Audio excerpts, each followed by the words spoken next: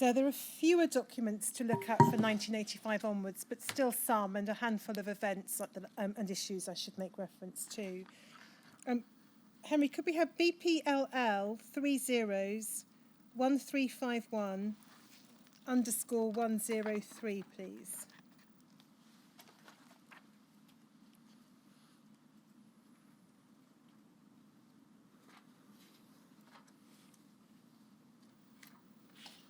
BPLL 0001351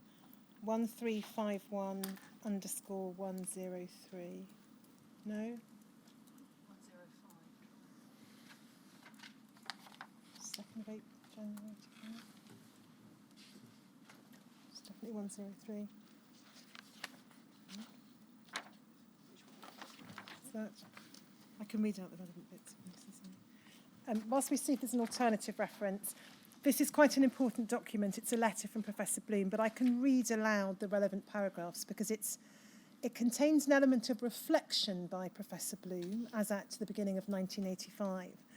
But the terms in which that reflection is expressed may be instructive. It's a letter from Professor Bloom to Mr. Waters at the Haemophilia Society, dated the 2nd of January 85. Amongst other matters, he says this: with regard to the general situation regarding AIDS, the whole thing is worrying. We are in a catch-22 situation. In the past, my committee, and it may be by that he's referring to the Haemophilia Centre Directors Organisation, it's not clear. Well, he was on quite a number of committees. He was, but that would appear to be the one that he had the most intimate involvement with, but you're right, sir. In the past, my committee has always been under pressure from patients and from the society to seek increased funding for the purchase of commercial factor VIII. So he's suggesting there the drive for factor VIII, commercial factor VIII products came from patients and from the Haemophilia Society. He continues, it is perhaps natural that the usage of factor VIII for patients in the UK was compared unfavourably with the greater usage in some other countries. Some more conservative UK haemophilia specialists felt themselves under criticism, even from some of their colleagues, in spite of a feeling that it would be unwise to increase treatment levels ad lib with potentially dangerous concentrates. These considerations, of course, predated the AIDS crisis. He continues, we are now in a situation in which we are being driven to administer large volumes of heat-treated factor VIII without adequate clinical trial.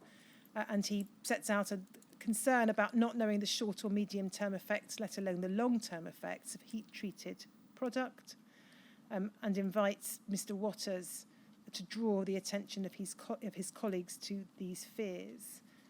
And then he says this, as a haemophilia clinician, I feel somewhat guilty that my therapeutic endeavours have resulted in exposure of patients to this newly discovered HTLV virus. I do not wish to see this type of process repeated in the future, albeit with a different hazard. For this reason, I wish to draw your attention to the need for caution.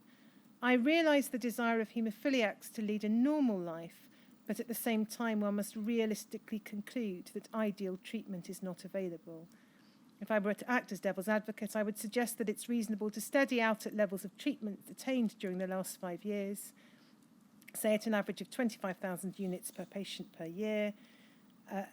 In light of present knowledge, I'm not convinced that it's wise to push for steady increase to 100 million units per year. Although we are right to ensure that the necessary potential is available, expectations must be balanced against informed reality. I leave it to you and your colleagues to consider the best ways by which this particular nettle may be grasped, always accepting that there is in fact a nettle.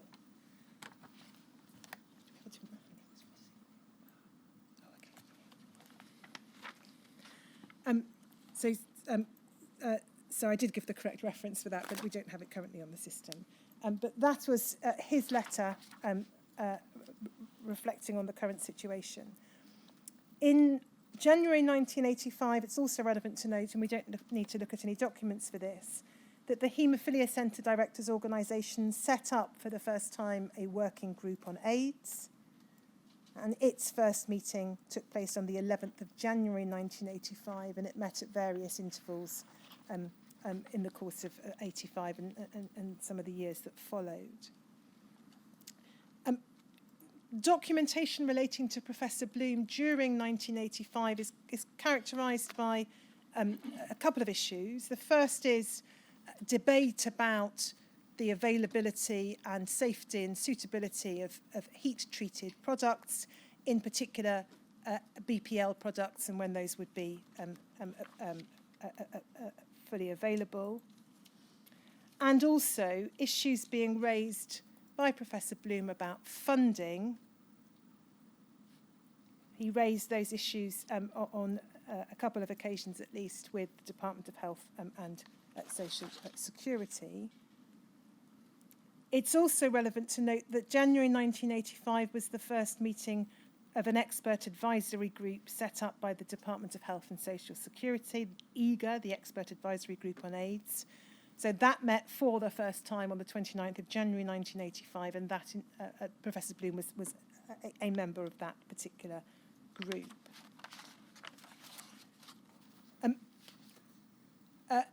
In February 1985, the Lancet published a letter from Professor Bloom, and we'll just look at that.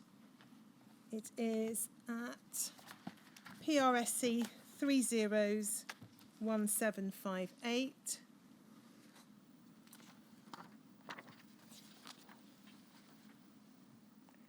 It's a letter from Professor Bloom published in the Lancet on the 9th of February 1985, and it's instructive to see the terms in which Professor Bloom now expresses himself. Bottom of the left-hand column, he refers to a letter from Dr. Bird and his colleagues about possible side effects of heated blood products, and then says their arguments for the continued use of non-heated factor VIII concentrates are debatable. He refers to contaminated batches of British factor VIII having been identified. And then bottom of that page, although American concentrates pose the most risk, unheated factor VIII concentrates of any type must be considered potentially to be infected with HTLV3.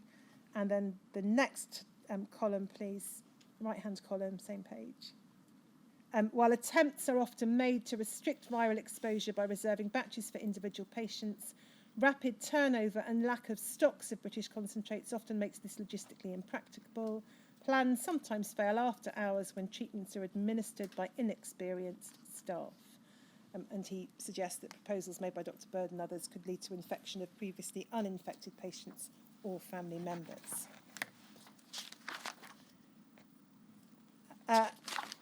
We know that Professor Bloom continued as chair of UK HCDO until towards the end of 1985 when Dr. Forbes took over.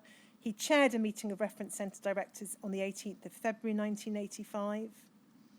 And a particular issue that was discussed there, we don't need the document on screen, were difficulties in getting tests carried out on samples.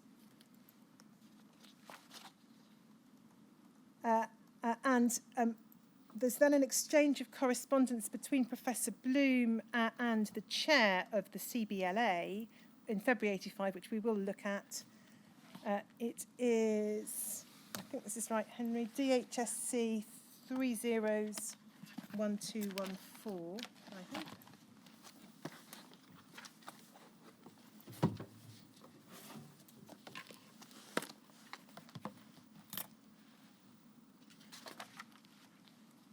That's right.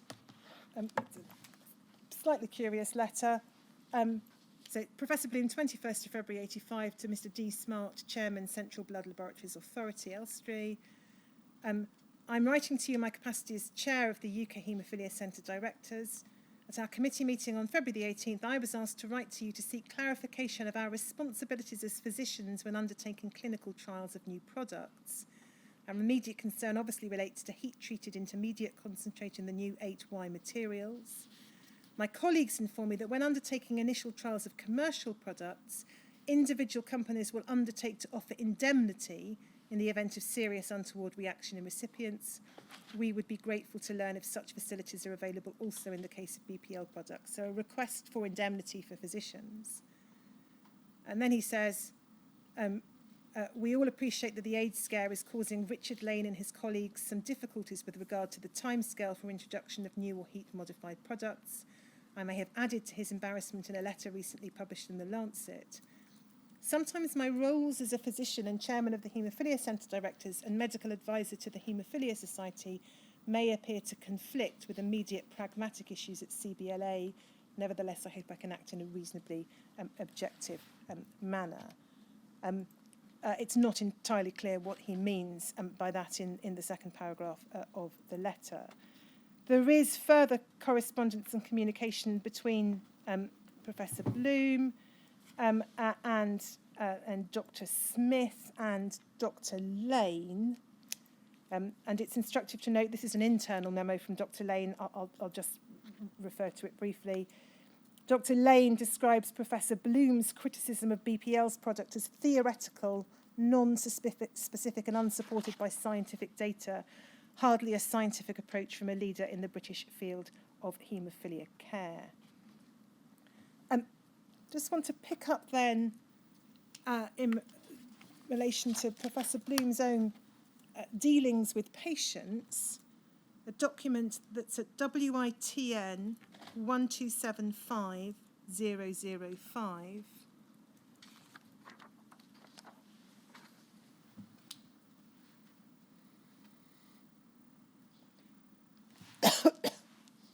This is a letter from Professor Bloom to another clinician, possibly a GP. We just pick it up in the second paragraph, second line. As with many of the haemophiliacs, he, that's the patient, has of course been exposed to the HTLV3 virus, the putative agent of AIDS. His tests for antibody to this virus were positive.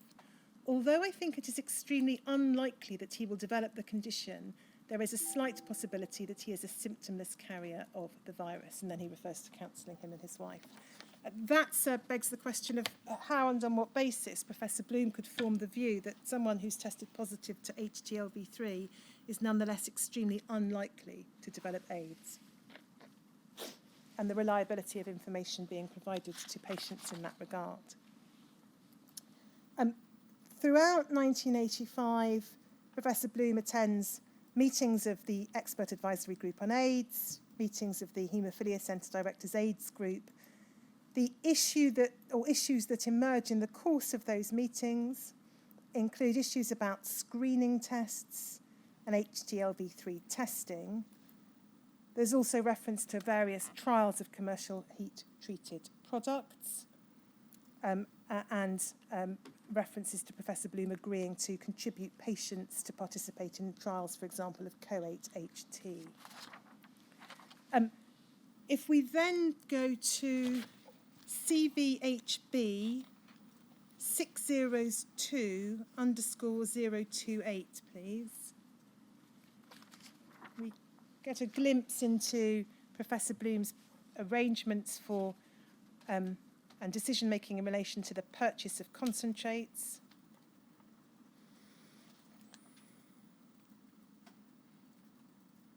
Do you need the reference again? CVHB 602_028.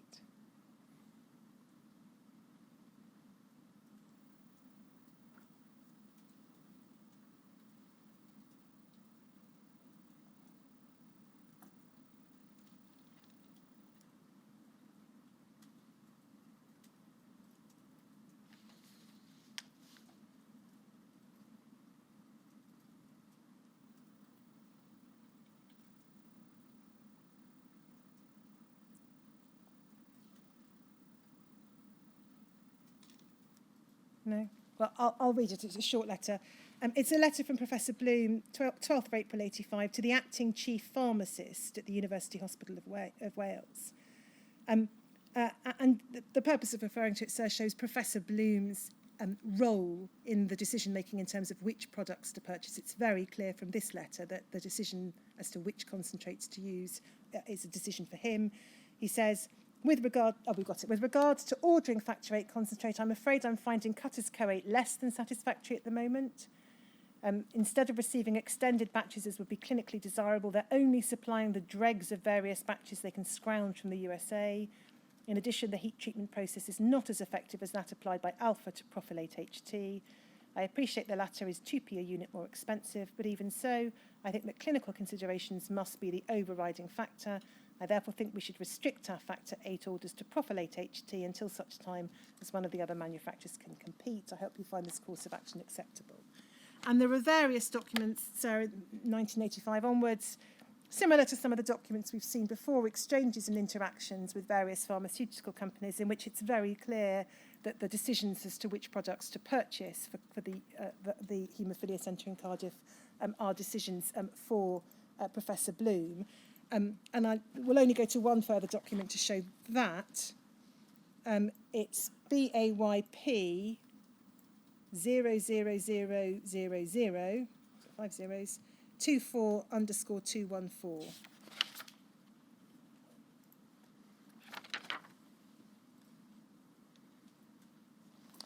It's an internal cutter memo. If we go to the bottom of the page, you can just see what's said about Cardiff.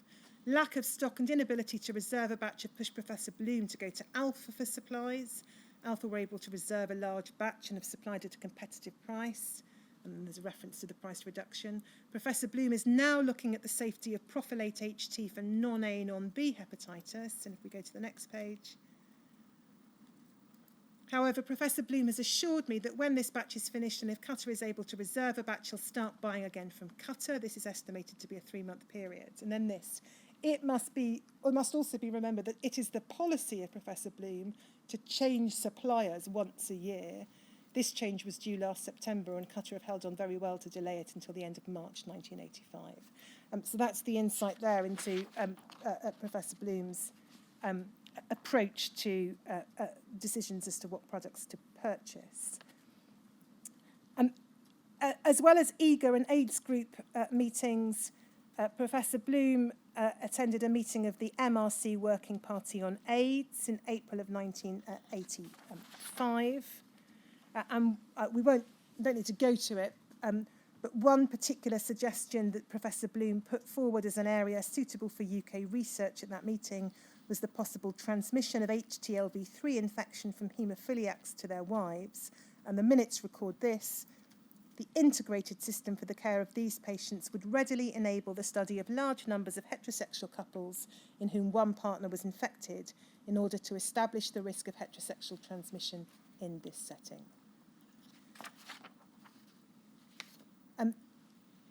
Then, Henry, if we could have, please, DHSC 302269_069.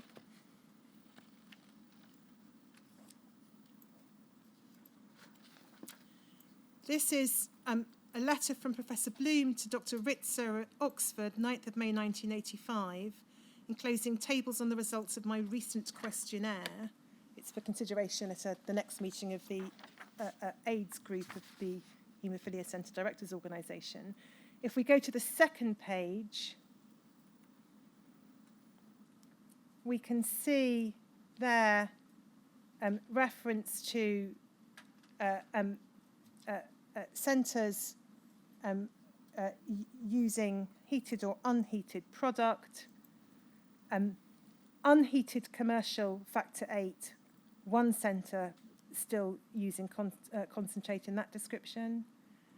Unheated domestic factor 8, it's recorded that 32 centres are still using unheated domestic factor 8, and the asterisk tells us that includes 3 centres using it on HDLV3 patients only. And then we see heated commercial concentrate, 16 centres not using it, and we're told that 5 Scottish centres are using heated domestic factor 8. Others include small centres using unheated domestic 8 or cryo. So there is evidence of unheated factor 8 concentrate still being used as at May 1985 in some centres.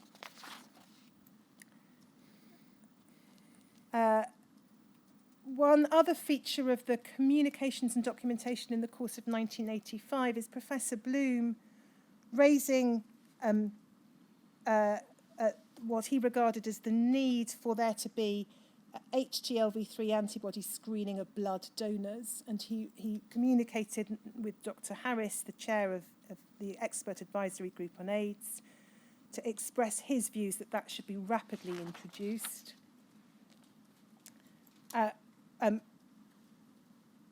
Following up from the survey of haemophilia centres that we've just looked at and the use of unheated products, that resulted in a letter in the BMJ in June of 1985, referring to a substantial number of centres still using unheated UK factor VIII concentrates. The observation that's then included in the letter is that this may have represented clearing of existing stock. There are then there's ongoing communications about what Professor Bloom regards as a delay in the blood transfusion service introducing antibody screening tests for blood donation. And there are various intemperate exchanges between Professor Bloom and Dr. Cash, but I don't propose to go into the detail of those.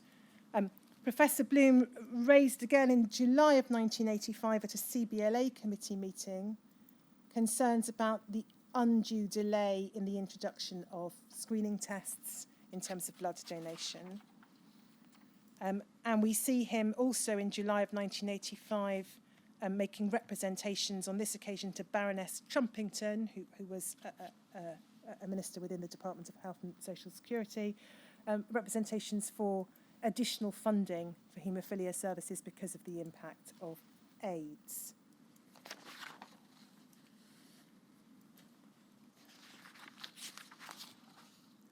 Then, Sir, picking matters up, the screen's gone down, Henry.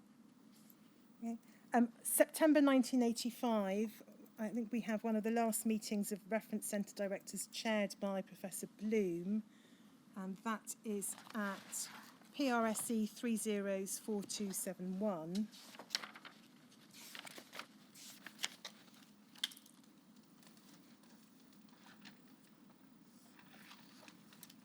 We'll just go, if we may, to page 6, please. So 30th of September 1985.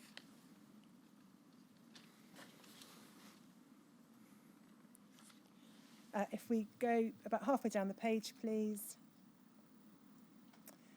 There's a discussion about the allocation of money to reference centres for AIDS counselling. And then we see Professor Bloom expressing concern about some of the literature issued by the Haemophilia Society. Hemofact 9 was particularly worrying as it advised haemophiliacs not to tell their GPs their HTLV3 results. Professor Bloom was concerned that the Haemophilia Society did not consult their medical advisory committee before sending out Hemofact sheets, etc. And then during discussion, it became evident that there were several different policies amongst reference centre directors regarding informing GPs of patients' HTLV3 results. Some directors would not give information to GPs about individual patients. And then there was an issue about the position of HTLV3 positive children and difficulties experienced at school. If we just go to the top of the next page, please, Henry. We also see an update there. Sorry, next page, my apologies.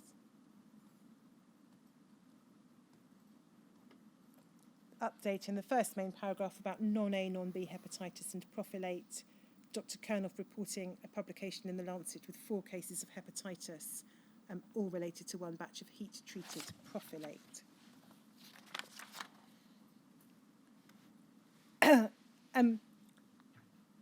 We then, at WITN 4029003, see an updated version of Cardiff's own internal treatment policy guidelines. I'm not going to go through the details of it. We can see it addresses, it's dated October 1985. It gives indications for the use of DDAVP, indications for the use of fresh frozen plasma, and then further down, indications for the use of cryoprecipitate, and then perhaps worth just mentioning there, the main indications are said to be von Willebrand's disease, mild haemophilia A, when exposure to non-A, non-B hepatitis, and from the 14th of October 85, HTLV3 is to be avoided and DDAVP is unsuitable. And then 2, virgin haemophiliacs when exposure to non-A, non-B hepatitis and HTLV3 is to be avoided and DDAVP is not suitable. Clear recommendations there for the use of cryoprecipitate. Over the page, we then see various recommendations for different heat-treated products. And then if we go to the 3rd page,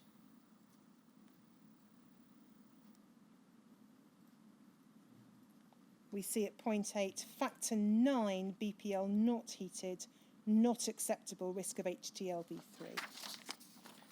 So those are the updated October 1985 Cardiff internal policy guidance.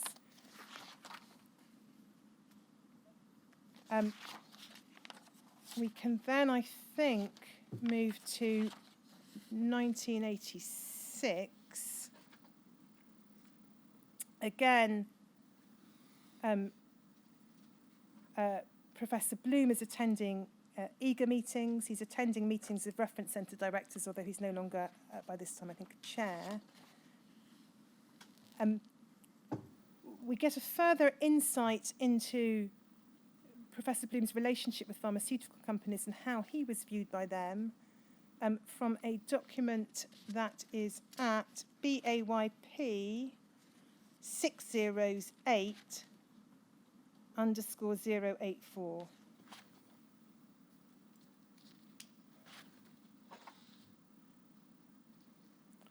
And if we go, so it's an internal cutter document. If we go to the next page, please.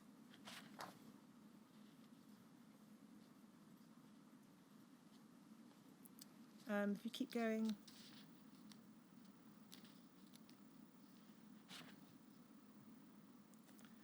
That's that page. So the heading Cardiff, the author of this says, I spent a long time with Professor Bloom and discussed the Kernoff paper and the product profiles. He agreed that there are disadvantages with the prophylate and the non-A, non-B results are by no means conclusive. He said he could foresee that he could use the new 8Y for new haemophilia patients and for those already seroconverted, and that have had non-A, non-B, he could use coate HT instead of prophylate. Now, the new 8Y, that is the BPL yes, product. That's right. He still has stock. I think he needs a little more time and another push. And then she says she'll write to Professor Bloom emphasising the coate HT features and disadvantages of other products. So, again, an insight into the ongoing dialogue that Professor Bloom had with representatives of pharmaceutical companies and how he was perceived by them. And then if we go, please, to CVHB 602_036.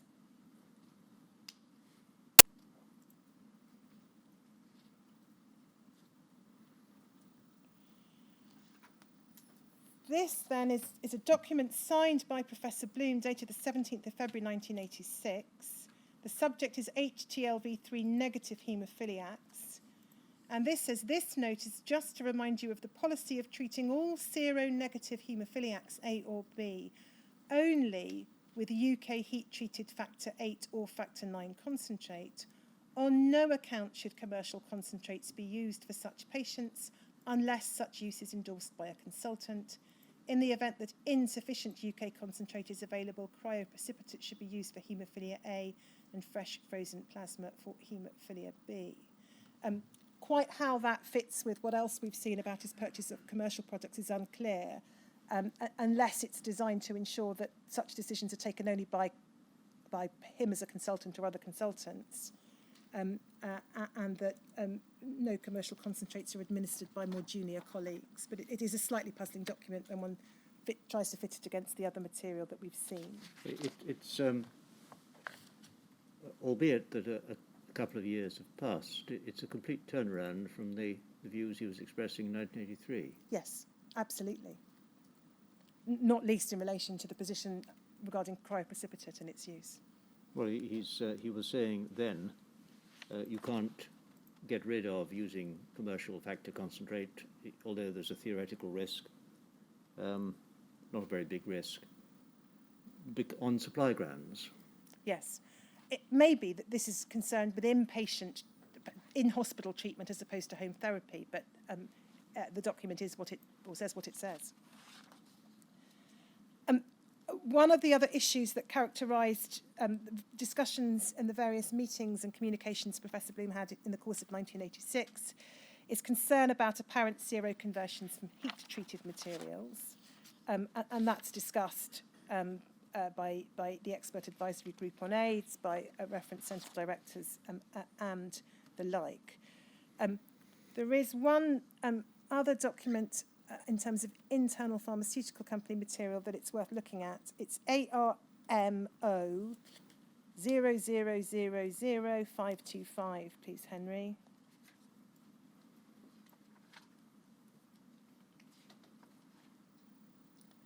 This is an internal ARMA document, and again, it's just about looking at how Professor Bloom was viewed more widely. In the third paragraph, the second paragraph, I've been advised by Professor Bloom that the treaters, so physicians, are likely to play safe and go for the most severe heat treatment. In the UK, there's currently a league table for heat treatment effectively on HTLV3 as well as non-A, non-B, and unfortunately ours appears in the relegation zone. Professor Bloom and other opinion leaders accept our HTLV3 viral inactivation data, but I think we're now talking about a psychological barrier, and treaters do not wish to be confused with facts. And I draw attention to the fact that Professor Bloom is there viewed by ARMA as an opinion leader, which is undoubtedly the case from all the material that we've seen. There's one further document to pick up in the middle of 1986. Actually, I don't have the reference, so I'll read out the relevant bit. It's a report of an international congress in Sydney, at which Professor Bloom reported data relating to Cardiff patients and said this: in Cardiff, 43 out of 153 patients had seroconverted. 2 had already died from AIDS, 1 was dying, and 7 were showing clinical symptoms of the disease.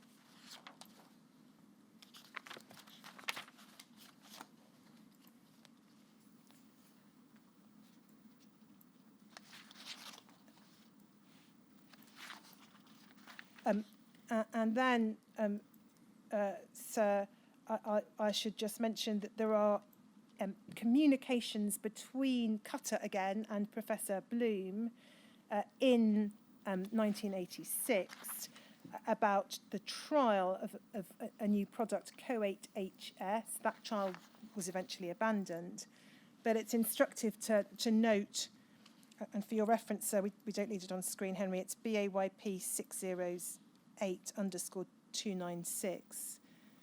There's a memo from Cutter recording a discussion with Professor Bloom in which he said he didn't want to coordinate the trial but might contribute if a virgin turns up. So again, we see the characterisation of the role of the previously untreated patient or the virgin haemophiliac as suitable subjects for trials. There's a further exchange of correspondence with Cutter, which we've set out in full in the written note, and I won't refer to now.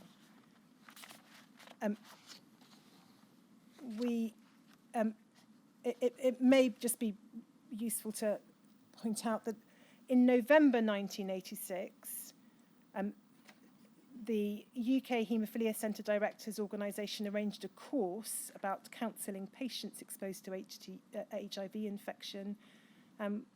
We noted that Professor Bloom chaired one of those sessions entitled Telling the Patient, Experiences from 2 Groups Who've Used a Team Approach but Different Strategies. And you, sir, will no doubt remember well the evidence from Cardiff about the manner in which some patients describe being informed of their diagnosis and the presence or absence of counselling. From 1987 onwards, many of the documents deal with the threat or presence of the HIV litigation.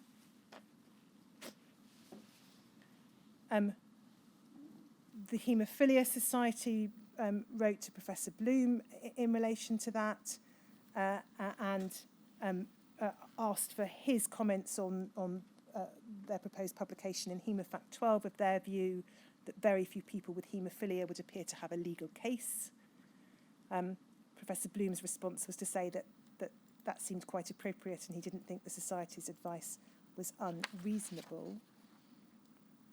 It is also, however, in fairness, right to note that that same year, it was agreed at a reference centre director meeting, so this is 1987, that Professor Bloom would write to EGA, the expert advisory group, to suggest that compensation for haemophiliacs was a matter which might be discussed by the group.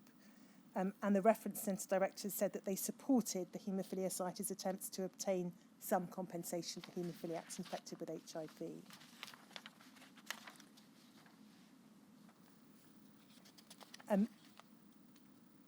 Perhaps, again, focusing upon the patient experience for a moment, we could look in 1987 at CVHB 604_122.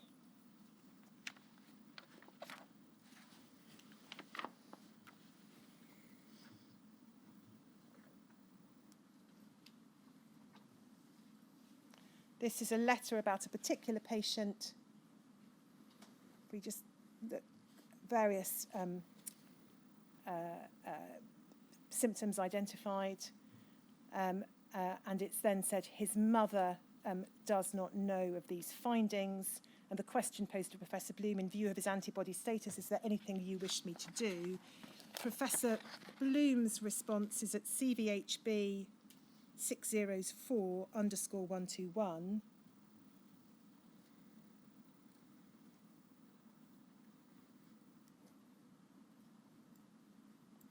We just zoom in a little closer, please. 24th of August 1987.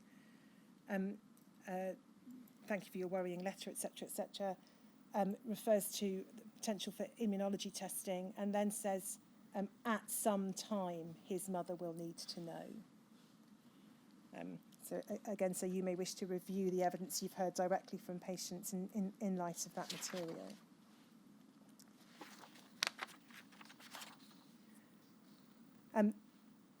Then just picking matters up in 1988, if we go to DHSC 301024,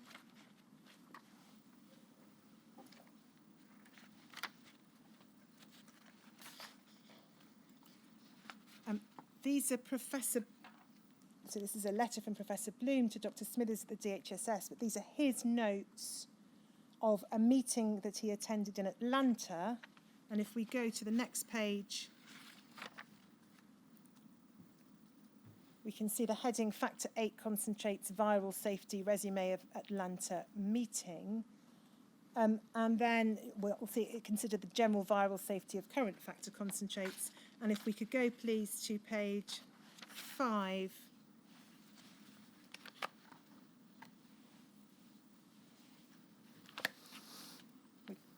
We see goes through various products.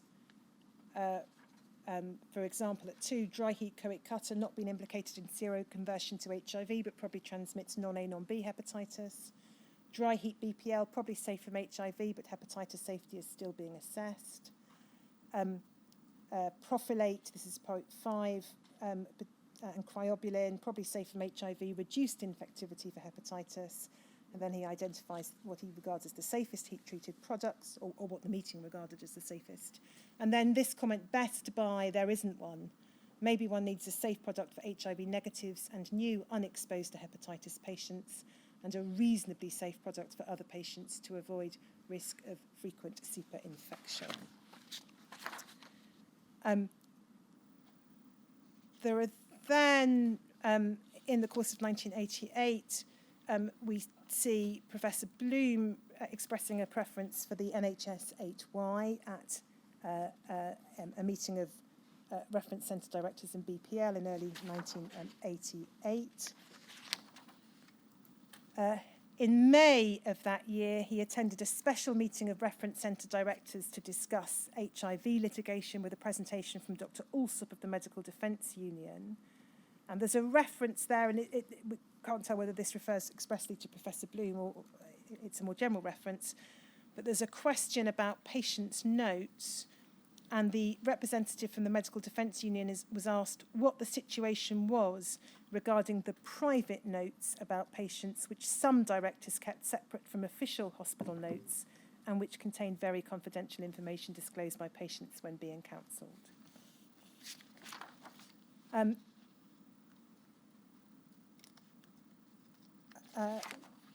We can then, in 1989, there is continued communications about possible involvement in clinical trials of Cardiff patients. And there's an observation from Professor Bloom in February 1989 that he'd be unable to enter any Cardiff haemophiliacs into a trial of prophylaxis, partly because they had so few patients with symptoms, and partly because this small group of patients is so heavily committed to one or other of the HIV or Factor VIII trials. So many Cardiff patients involved in trials. And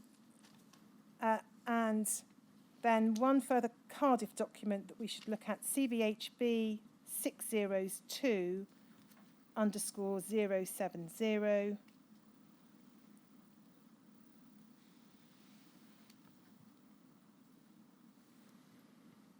This is a further memo from Professor Bloom, 14th of August 1989, headed Factor Concentrates After Hours.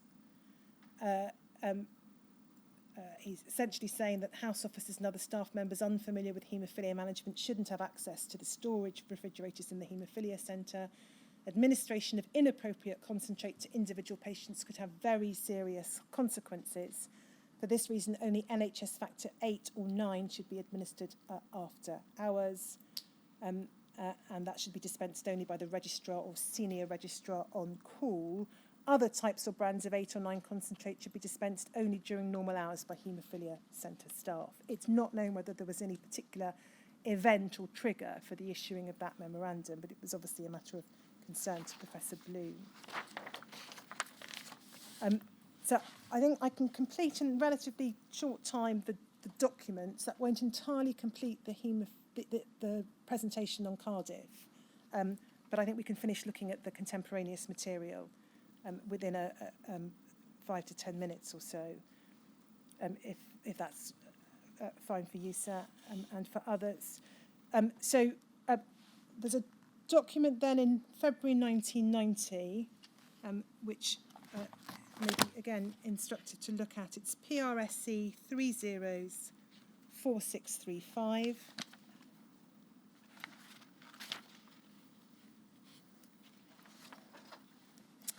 These are the minutes of the 19th meeting of the AIDS group of Haemophilia Centre directors at the Royal Free, 12th of February 1990.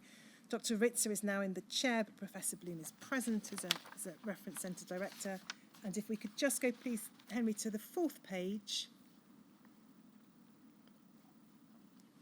This is on the issue of testing for hepatitis C. If we pick it up about 6 lines down, Dr. Lowe thought there was a difference between testing LFTs, that's liver function tests, and testing for hepatitis C, and he wondered whether the patient's consent to testing should be sought. Dr. Mortimer said he thought that reliable hepatitis C tests would be available in about a year. Skipping over the next sentence, Professor Bloom didn't see why permission needed to be asked for hepatitis C tests, as this was just another LFT. And then we see Dr. Savage's response from St Thomas's. Patients were now becoming more and more conscious of what tests were, so he would advise caution at present. So that attitude may explain the evidence that you heard last year, sir, from patients that testing was undertaken that they were unaware of. And then if we look at a meeting of Haemophilia Centre directors in September of 1990, HCDO 0000015_021.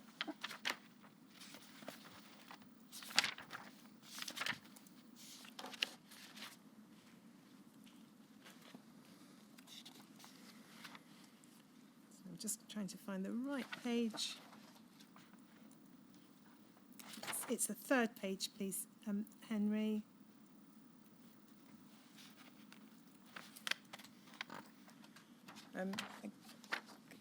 Again, it's instructive to see how Professor Bloom is accounting for the historic situation. Second paragraph, Professor Bloom pointed out that in 1979 to 85, when he was chairman, all the Haemophilia Centre directors and the Haemophilia Society were pushing the Department of Health to purchase imported products. Everyone knew the result of that. So presumably, previously, sir, you'll recall we saw a reference to him suggesting that it was patients in the Haemophilia Society who were pushing that. This appears to be a recognition that a push for imported products came from Haemophilia Centre directors themselves. It's also a recognition that, at least in his view at this stage, that imported products were the principal cause of the problems that followed. Yes, and that's consistent with what he then says, or borne out by what he says in the following paragraph, which concludes with he was not convinced that there were good reasons to use imported concentrates rather than British products.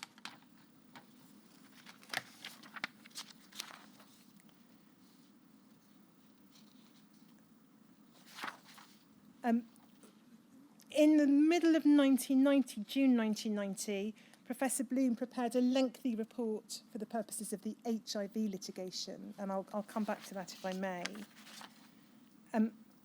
Picking matters up in 1991, an issue is raised in the course of that year about inquests being held in relation to patients whose deaths were caused or contributed to by AIDS. In February of that year, Professor Bloom records at a meeting that he had a very good rapport with the local coroner, who did not hold inquests, but had been dismayed to get a phone call from another part of Wales from a patient's widow when an inquest was being held. Slightly puzzlingly, in the autumn of that year, September 1991, at a later meeting, it's recorded that Professor Bloom there says the coroner in his region insisted on being told and on holding an inquest, but there was no publicity. And it may be that is a matter that will require some further investigation by the inquiry with the relevant coronial officers. There's a continued reluctance to use American products expressed by Professor Bloom, for example, at a meeting in April 1991 in Cardiff, and in a meeting of reference centre directors in September of 1991. That takes us then to 1992. There are, I think, only one document I need to refer to from 1992. Before I do that, the documentation shows involvement of Cardiff patients in trials, in a comparative study of half-life and recovery of 2-factor IX concentrates in patients with haemophilia B, and trials for HIV treatment in relation to the use of AZT. There's also a reference to Professor Bloom wanting to include patients in trials relating to hepatitis C but facing funding difficulties. The one final document I wanted to refer to on the issue of hepatitis C is at WITN 2362005.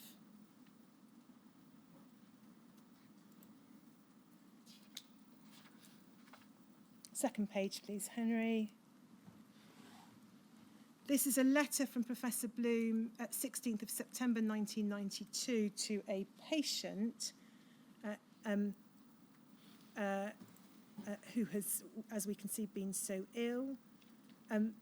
He says, in the second paragraph, I do not know much about the treatment of this other than interferon. I'm not sure why that's Professor Thomas, has offered you ribavirin.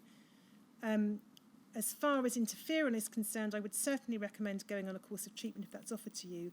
It does have side effects. It makes people feel fluey 3 times a week. So there's that communication which we've heard from other patients of the side effects of interferon, very different from the reality.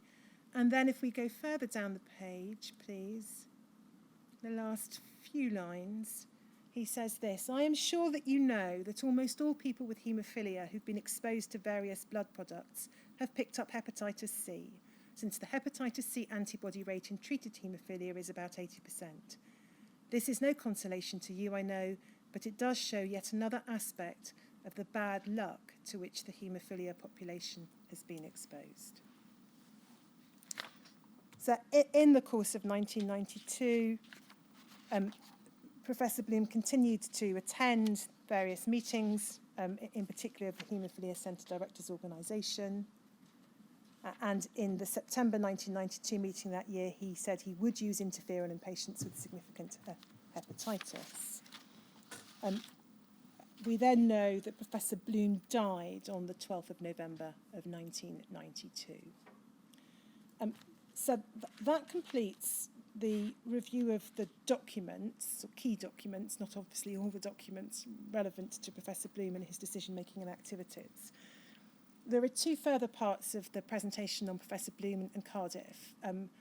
One is to look at some of the patient experiences and then marry that into what you've learned from the documents, what we've all learned from the documents.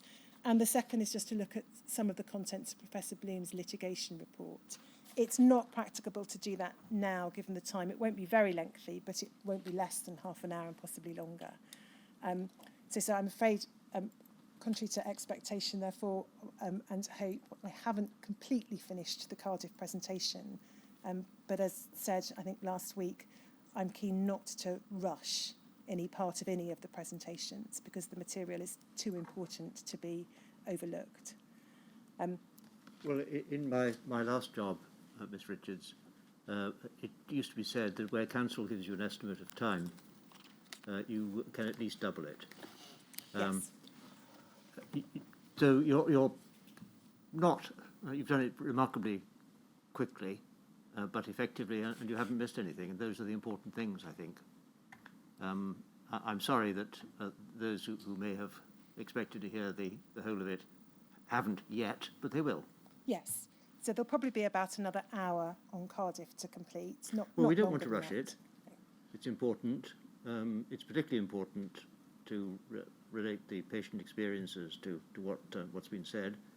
And so we will find time, however we do it, whenever we do it, to do that. Yes, I hope we'll be able to update the timetable at the end of tomorrow. We have obviously live evidence from Dr. Winter tomorrow and Friday, and then from Dr. Colvin next Tuesday and Wednesday, and those arrangements won't be altered. But we'll review the timetable and then hopefully update at the end of tomorrow when the last part of the Cardiff presentation will be concluded, and then when we will do the Oxford presentation and the St Thomas's presentation, which are currently both scheduled for next Thursday, but that won't be enough time to complete all of that. Right. So essentially, if those who are watching remotely or who aren't here tomorrow look at the inquiry website and timetable either the end of tomorrow or Friday morning, the position should be made clear then. Right. Well, thank you very much. So that leaves us with tomorrow starting at 10 o'clock. With Dr. Winter. With Dr. Winter.